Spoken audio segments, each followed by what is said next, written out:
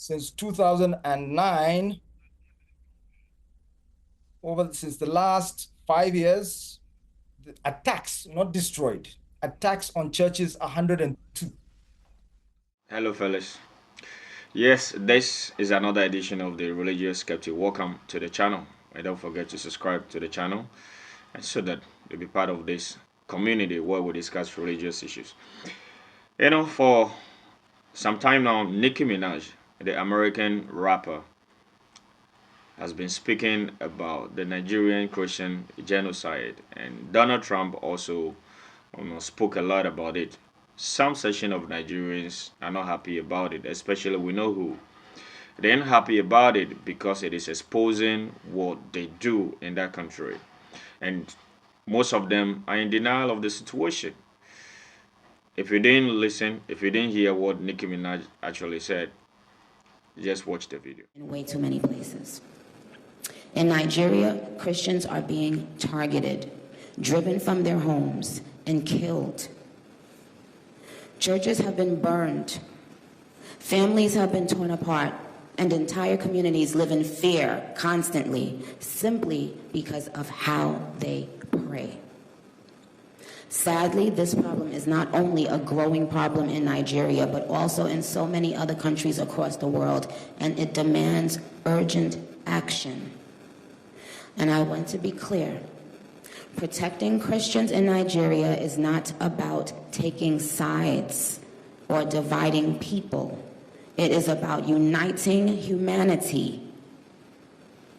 Nigeria is a beautiful nation with deep faith traditions and lots of beautiful barbs that I can't wait to see. When one's church, mosque, or place of worship is destroyed, everyone's heart should break just a little bit. And the foundation of the United Nations, with its core mandate to ensure peace and security, should shake. I am joined here today by peace builders, by faith leaders, by those who saw violence, saw rising intolerance, saw the threats clearly before us, and chose not to look the other way.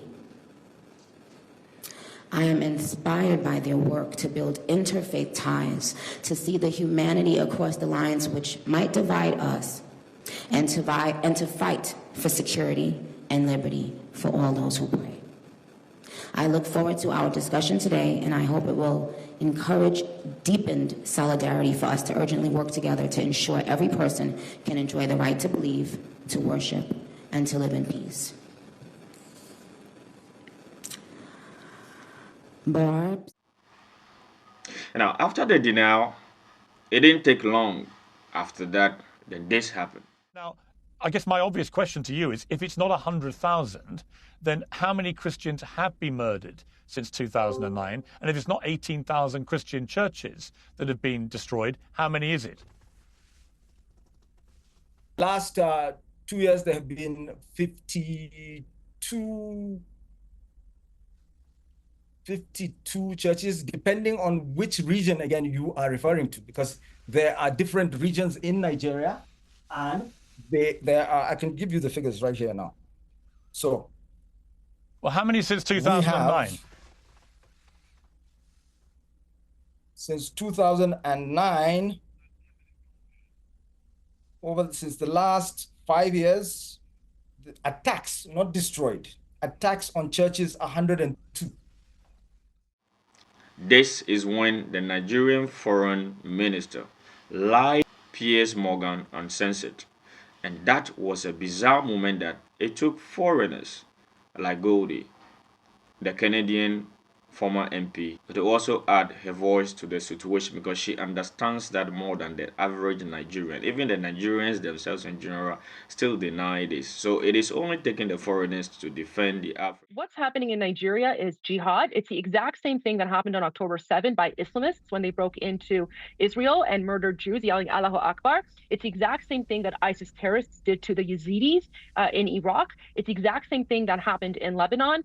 Here's the only difference between what's happening today in Nigeria versus what happened 1,400 years ago when the Muslim Arab invaders came to Persia is that back then people did not have cameras, but today they do. It is 100% jihad. We've seen it before. This is how the Islamist playbook always happens.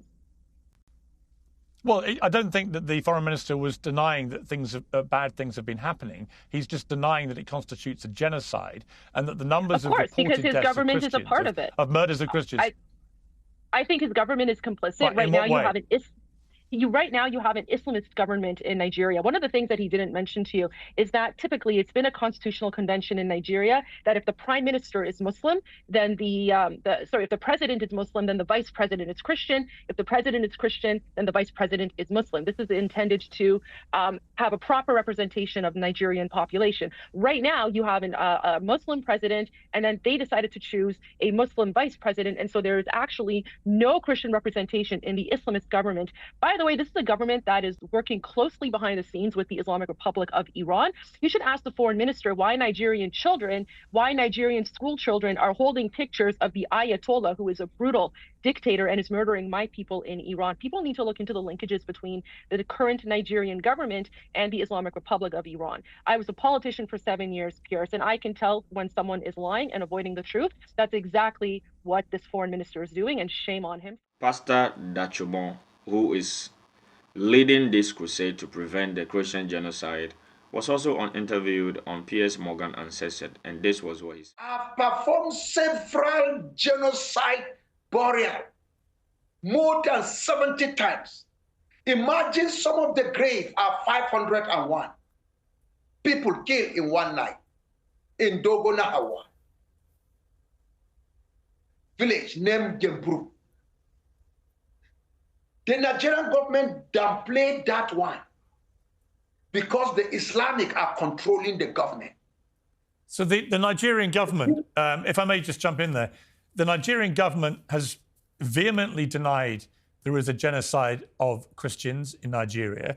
Further, they say a lot of Muslims have also been killed by the likes of Boko Haram for being too moderate, and that therefore the issue of Islamists killing people is not restricted just to Christians, but also to moderate Muslims. What do you say to that?